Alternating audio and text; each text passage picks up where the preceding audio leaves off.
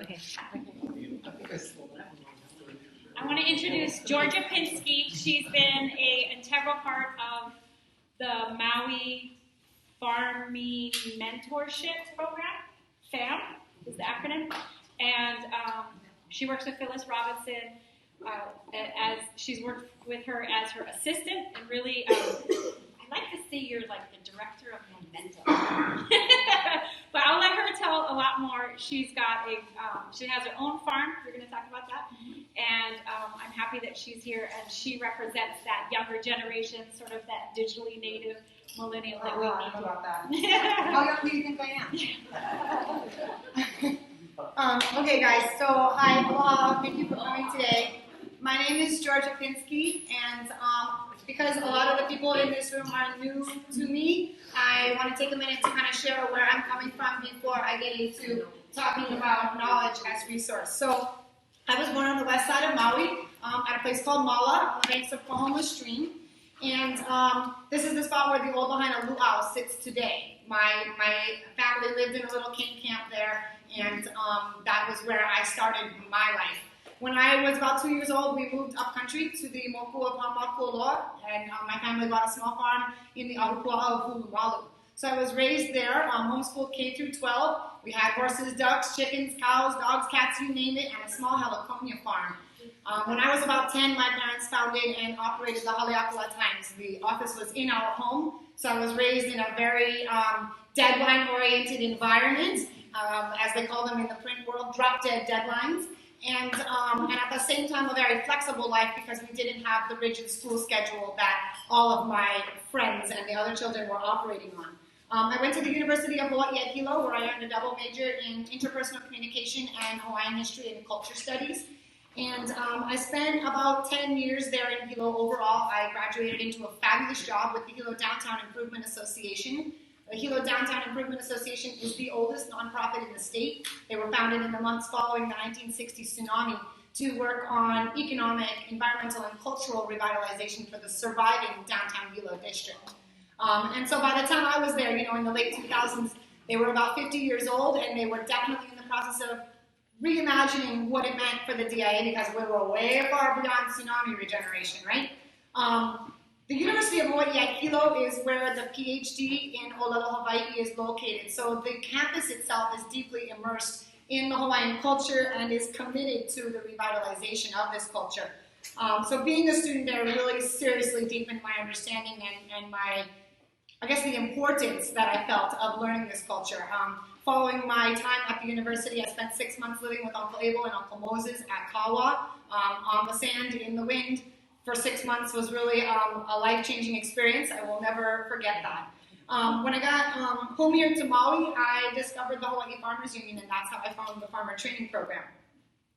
Right now, the reason that I'm here to speak with you guys today is I'm in the process of formulating this concept that I've dubbed the Maui Food and Farm Alliance.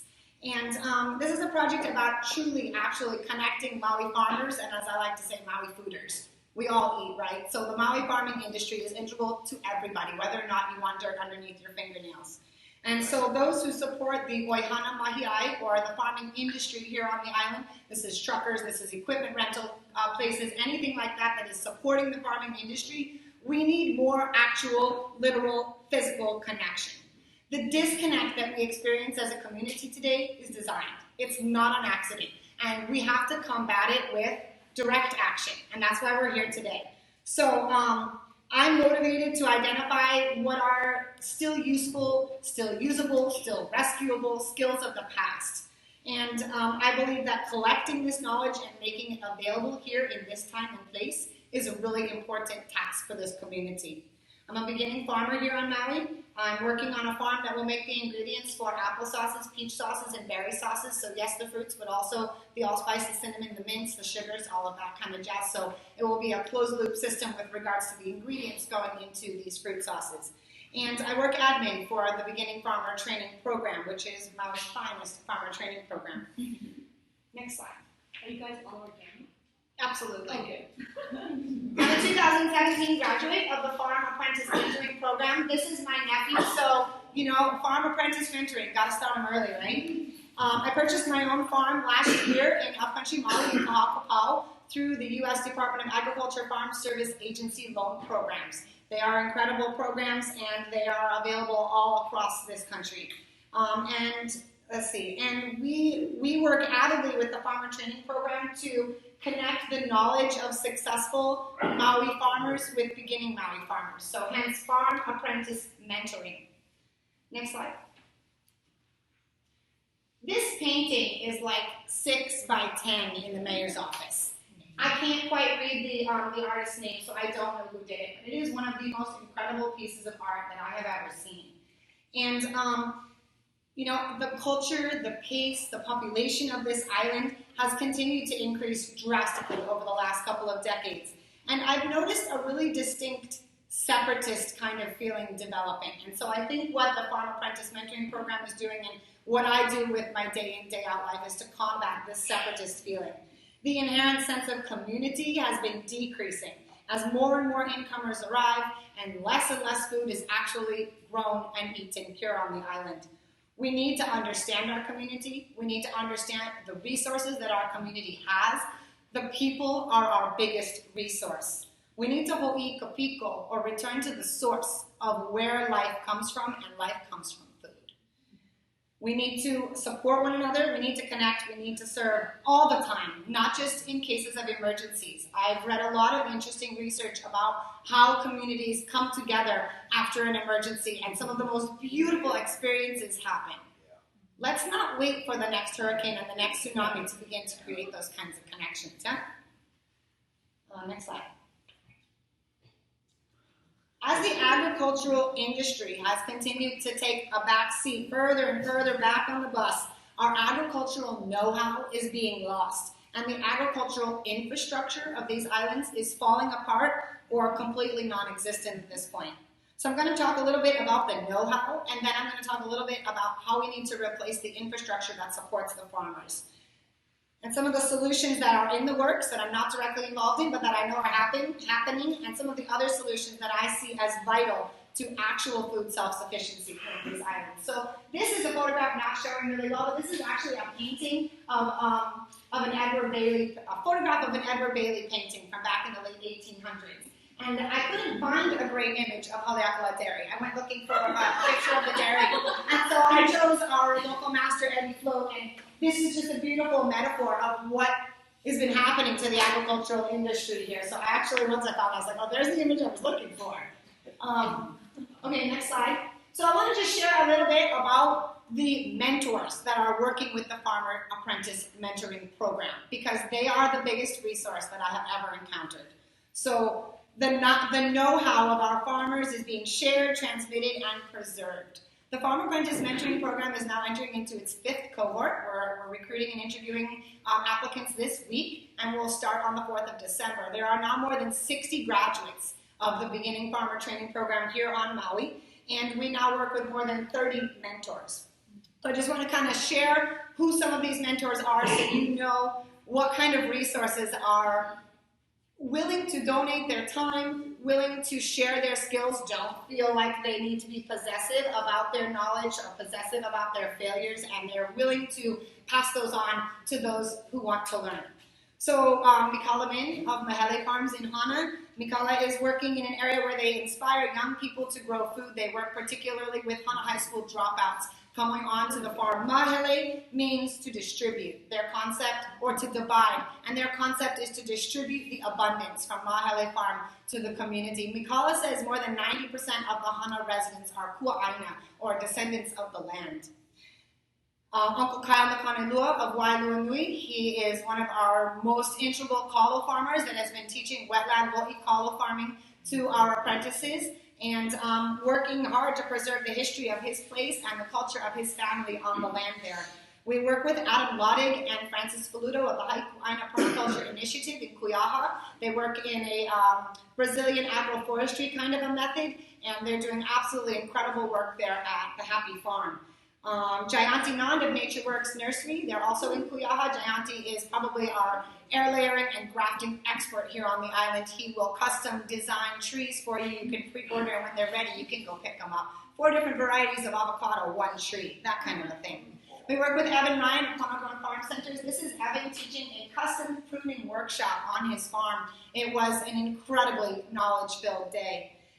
He is the core of our Farm Apprentice Mentoring program. He has been involved in developing the curriculum since the beginning. He's always willing to step up and teach any class that we don't have an instructor in mind for. Always willing to host on farm. These days he has a wee farm or preschool on his farm, so he's got the 4-year-olds out there putting in irrigation. It's incredible. He uses a whole systems approach, which is deeply engaged in observations of the land, the wind, the sun, the slope, the shade, and how that fits into the layout of your crops. We work with Jerry Ross of Kupa'a Farms in Na'alai. Uncle Jerry and his wife Janet and Janet's twin Judy operate and manage the farm. Janet and Judy inherited it from their father about 15 years ago. Their dad was some 40 years on the land as a commercial chemical corn farmer. And Uncle Jerry said they were losing 6 million pounds of topsoil per year or something absurdly high like that. And when we get Kona storms, his vegetables ended up on the Piilani Highway in Kihei. So he's been working on incredible soil remediation efforts. He's dropped those soil erosion concerns by as much as 90% through his work with the NRCS. Let's see. We work with Michael Marchand of Lapa'a Farms in Upper Olinda. They're one of our newest farms to come on board and share their skills. They work in not just organics, but beyond organics. No products of any kind applied to their foods. Their specialty crops are root crops and mushrooms. They grow lion's mane mushrooms and oyster mushrooms. Really incredible to be bringing the mushroom growing thing into our Farm Apprentice program. That's something new for us. And last but not least, we work with the president of the Haleakala chapter of the Farmers Union, John DeBovan. John has a farm up in upper Kula at the 3,900 foot level of elevation, Kula Haven Farms. They are a one-of-a-kind in the world rainbow trout farm. They are a troutery. And, you can't bring in baby fish here, so he's got a hatchery right there on site. They have more than 9,000 rainbow trout in 6 tanks. They've reused the water a second time through their watercress beds and a third time through the root crops in the soil. Really, really incredible. If you ever get a chance to visit Kula Haven Farms and see the technology of aquaponics and the level that they're at up there, absolutely amazing. Next slide, please. This is our FAM 2019 cohort gathered up at Uncle Jerry's farm. This is Uncle Jerry here in the corner. He is what we call the compost king. He buries whole deer carcasses. He buries all the fish scraps he can come up with. And he's making soil. He's growing soil. And he's got temperature gauges on it, and he's got 6 piles down the way, and he's all about his composting. It's incredible. He comes to farming from a background as a professor in geology for like a lifetime. So he's bringing an incredible scientific background to the farm that his wife inherited. And then moving here into the Central Valley, we work with Pakaman Grid at the Thai Country Kitchen Farms in Kaunoa, otherwise known as Frecklesville. We work with Hokuao Pellegrino of Noho'ana Farms in Waikapu. Hokuao is an incredible resource with regards to a deeper understanding of water history, water culture, politics, where it comes from, how do you use it, how do you store it, where does it go from when you leave your farm, and all things related to water.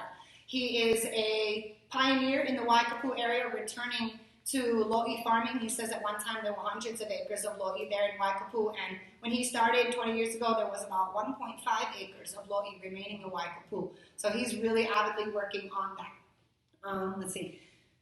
We work with Uncle Kahu Honole. Uncle Kahu runs a Korean natural farming piggery at Ainaloa, also in Waikapu. If you're not familiar with Korean natural farming methods of deep litter or dry litter for raising pigs and chickens, I highly encourage you to look it up. I'll get into that a little bit more later. We work with Uncle Bobby Pahia. He's the overall general manager of the Ainaloa project. Ainaloa is located on just over 300 acres of former sugarcane lands in Waikapu on the Makai side of Highway 30. These lands were leased to HCNS and used for sugarcane, but they were not owned by A&B. They belonged to Coach Mike Atherton and the Waikapu Country Town concepts. So they were some of the first to transition away from sugarcane 3 years ago. And so the Ainaloa project's got a little bit of a head start on soil remediation efforts out there in Waikapu. So as you drive out from Dairy Road heading out to Ma'alai, you'll see now the rows of sugarcane and sorghum grass and peanut grass as they're working on holding down the topsoil and keeping it from blowing into the Ma'alai harbor. We work with Jordan Longman. Jordan is developing here in Maui something that's known as Tartura V trellis systems, and they come from Australia, from a town called, guess what, Tartura. And they experienced a hurricane, Category 5 hurricane there in Tartura, and it destroyed all of their agriculture. So they invented this system of incredible, huge pieces of lumber that get installed into the ground with cables that run on them. And then when you plant your trees near them, over time you clip the tree branches to it, and so the tree is totally externally structured. It's like making an exoskeleton for your trees.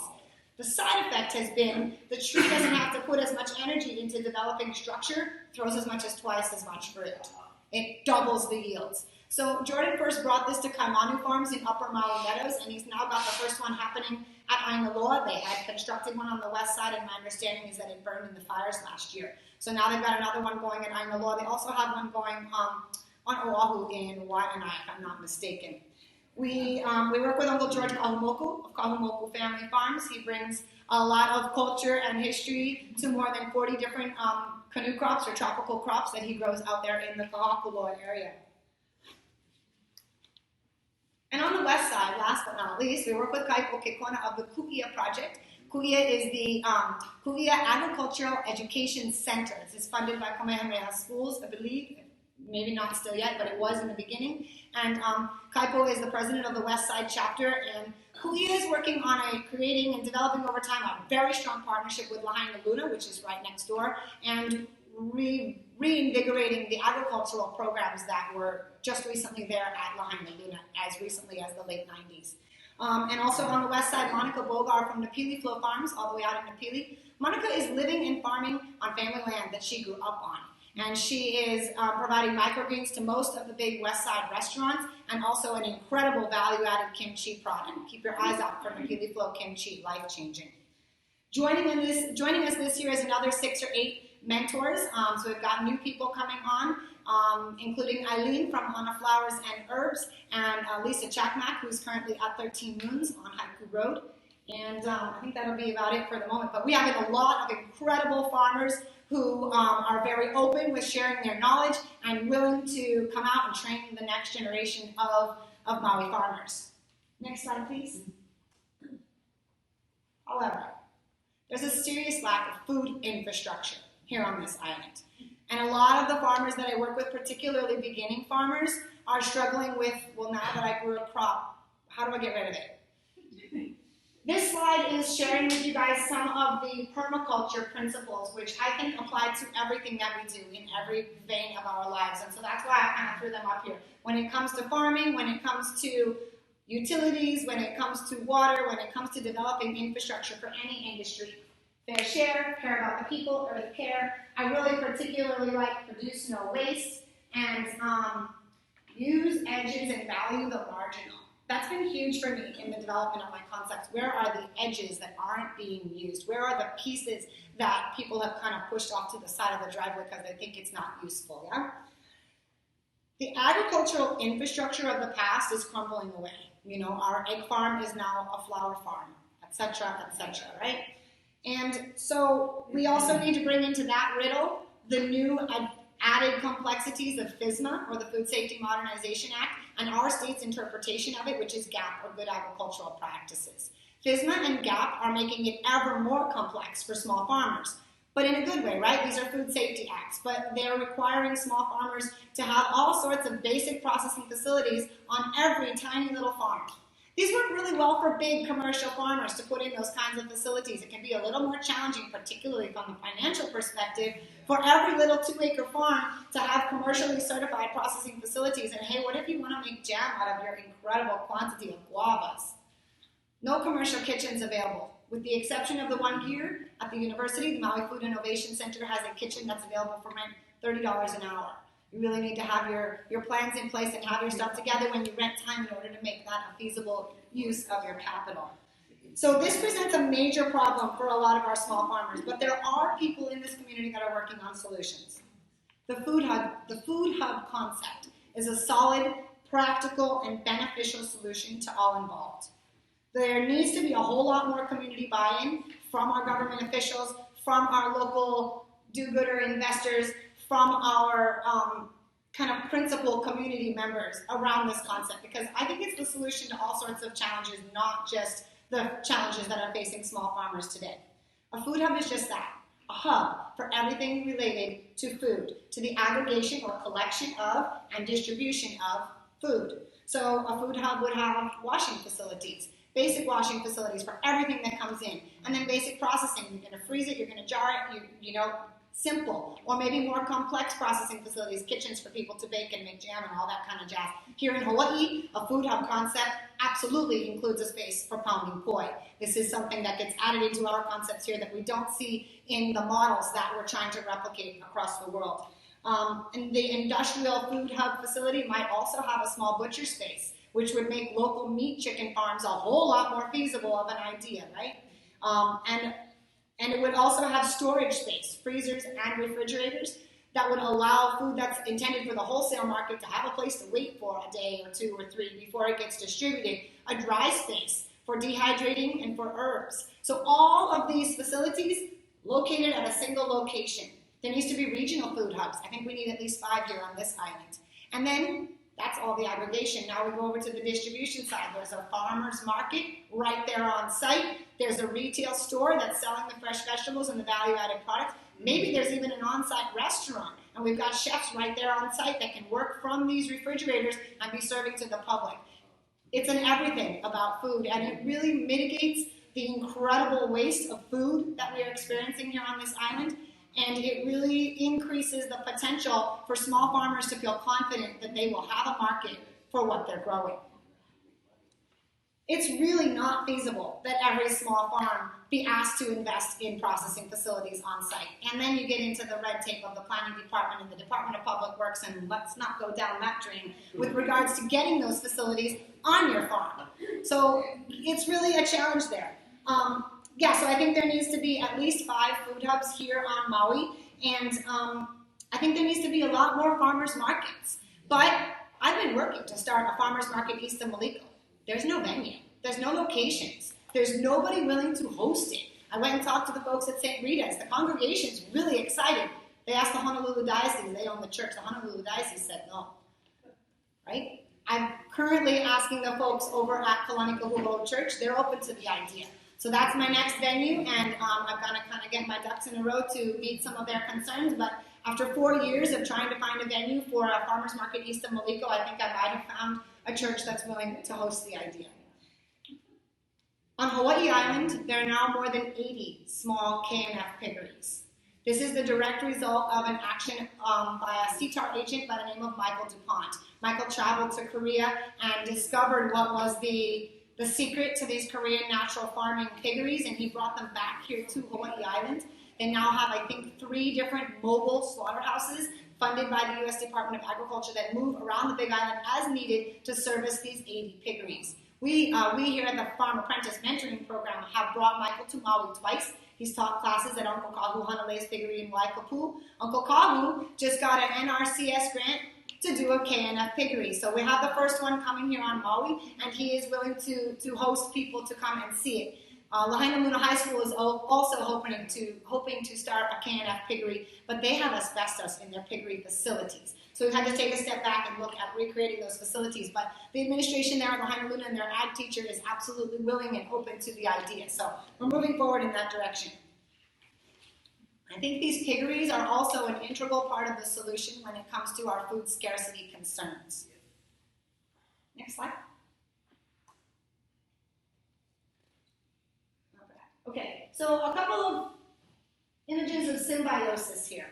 My vision for the Maui food system also makes big space for the incredible quantity of exchange and barter and trade that we do here in this culture with food. Most of the people that I talk to about farming have been growing and giving away avocados and breadfruit for as long as they can remember. And have they ever waited? Do they have any idea how many avocados they brought in this year? No. Paper bag after paper bag, just trying to get rid of it to give to the neighbors. So making space for the integral part of this culture that is sharing, that is aloha, is really important. And sometimes from the Western perspective, it's hard to place value to that. But if you just step back and you recognize that trading food and sharing food is not an economic value, it's a cultural value, and it's one that needs to be supported as we work towards increasing our food supply here on the island. So I've added into my food hub concepts an abundance space. You don't necessarily have to sell your food to the food hub. You could bring your pulu and give them over here, put them in the abundance space, and that means those who cannot afford can just come and take from that space. It's kind of like a food bank. Next slide. This is my brother's coconut orchard out in Wailuanui. This is on Uncle Kimo Ka'a'a's farm, so I'm not sure how it's doing these days. Uncle Kimo passed away a couple of years ago, and his daughters were not as supportive of the idea of my brother and I farming the land as Uncle Kimo had been. So the trees are there, left to their own devices at this point. We're no longer able to care for them. I think we put in about a dozen coconut trees there. But awareness, education, action. You cannot expect the community to take action if they don't understand what that means, and you can't expect them to go and learn what it means if they don't have the awareness to seek it. So awareness, education, action, in that order. I believe that the potential for some kind of economic or natural disaster is real, and I think it gets shoved under the rug a lot by the government, by the visitor industry. We don't want to frighten our guests, right? But I think it's very real. I think that the supply lines are touchy at best. And I think that every ohana needs to have food and medical supplies, needs to have an alternative electricity source, and needs to have water storage on site. I think this is something that is very, very under talked about here on this island. I just finished reading an incredible history called Tsunami by Walter Dudley and Min Lee. Walter Dudley is a geophysicist out of the University of Hawaii at Hilo, and there have been 95 tsunamis in Hawaii in the last 175 years. That's like one every 2 years. So we talk about the 1946 and the 1960 because they had an incredible loss of life, but every couple of years we have a tsunami. And the thing is, and at least to my understanding at this point, every single tsunami is different. So there's no way for them to be able to tell how the next one's going to respond. The bathography or the topography of the bottom of the ocean as the tsunami comes ashore is different everywhere. And if it's coming from South America, Alaska, or Japan, it's going to have different impacts on the island in different areas. So these kinds of disasters have huge potential to interrupt our supply lines, and this is what motivates me and inspires me to be working in the agricultural industry here. I'm inspired daily by the people around me. I love working with people who have as much or more enthusiasm than I do, and there are many varied and many experimental projects going on here on the island, and kind of explorative inquiries as to where the solutions are. And I'm really excited for the next phase here on Maui, assuming we get the water drama worked out in the right direction. And I think that there are serious solutions here for our food scarcity concerns. I don't think we're up a creek. I think we just need to start planning, and not after the tsunami hits, and not after the dock workers in Long Beach go on strike. Now. I'm really enjoying being involved in the local agricultural movement here as we leave plantation agriculture behind us and we branch into this new wave of small Maui farmers. The UN recently released a report that says small family farms are gonna save the world. And so here in Hawaii, we're already ahead of the curve because that's the kind of farming we do. Thank you guys so much. Any questions? Yeah, Yes. Lots of questions. I got a question for you. So in Iowa, it turns out, my local grocery store buys produce from local small farmers. So if you raise 50 pumpkins on your, your backyard. So I guess the thing is, can you encourage them to do more? Because then people who raise something, right? Yeah, we need a space in between because a lot of crops have a very short shelf life. Yeah. So you pick it, and if you don't already have a contract lined up with the grocery store, and you're just going to load it all into your car and drive down there to ask them if they want to buy it, they might say no. You might find yourself driving around all afternoon to a lot of different restaurants and cafes trying to get rid of the stuff that you loaded into your car. So that happens a lot. Okay, so this seems like a really nice application for a pretty simple app. Yes, and it also has to do with cost, and it has to do with consistency. A lot of these small family farms are not able to provide tomatoes for 6 months. They've got tomatoes this week. They've got potatoes next week. Sure. And so the grocery stores struggle with providing consistency to their customers. So that's part of it. And also capitalism in effect, my friends. The onions are $2.99 for local onions and 79 cents for mainland onions at my favorite store, Pukalani Super Ed. My dad buys mainland onions because he's on a budget. We have a new program. Let me just finish this up. We have a new program here through the SNAP benefits, or EBT, which will start on the 1st of January, doubling your local SNAP benefits. So now, my $2.99 onions are only going to be $1.50 if I buy them with a SNAP card. So all of a sudden, all local products, local value-added products, and local fresh produce will be 50% off at the register for anybody using a SNAP and EBT card. I think this is going to really increase the quantity of local produce that local people are buying, because all of a sudden it's going to be more affordable. Yeah. Yeah. Well, Yeah. that, I mean, like I said, you know, we have friends that grow that aren't, you know, they're not full-time farmers even, right? People just who have, you know, enough space in their backyard to grow, and they had a bumper crop of, you know, bell peppers. You know, I think if you push the stores are very good about just having they have a section of homegrown stuff that comes in, and it's whatever comes in. Yeah. That's how life is, right? Yeah, we have that here. There's just not enough. Maybe there's not enough grocery stores. I don't know. But there's a big disconnect between the producers and the eaters in the middle. Yeah. On both sides, you know. I'm a farmer, I can't always get rid of it, and I'm an eater, and I can't always find what I want to eat. Yeah. Tim? Yes, that's true. Tim, you have a question? Yeah, are you strictly trying to do food? No. Well, I am personally, but not necessarily. No. The wedding industry here. Oh my God, the incredible quantity of flowers they import. Never mind, I think it's my kids over here. Yeah. But yeah, we have a couple of different farms that are working. I think about 4 or 5 farms that are working on like petunias and dahlias and some of those kinds of flowers to bring into the wedding industry. Absolutely. Over the years, I've looked at toilet paper, ketchup, and dog food. Right? Yeah. And arrow to the dog food Yeah. to make a toy dog food. Yeah, I've got 2 different farmers working on not for food but doggy treats. And what was the other one you mentioned? Toilet paper. I don't know about that. Depends what kind of trees you've got in your place. And what was the other one? Ketchup. Absolutely ketchup. Yeah. We can make vinegar from banana stumps, and you can make your own ketchup. I did a really cool class with Vincent Mina about how to make vinegar from banana, because the Korean natural farming methods require vinegar. We don't need to be importing white rice vinegar. We can grow rice here. And so he did an experiment. Can we make vinegar from banana? Can.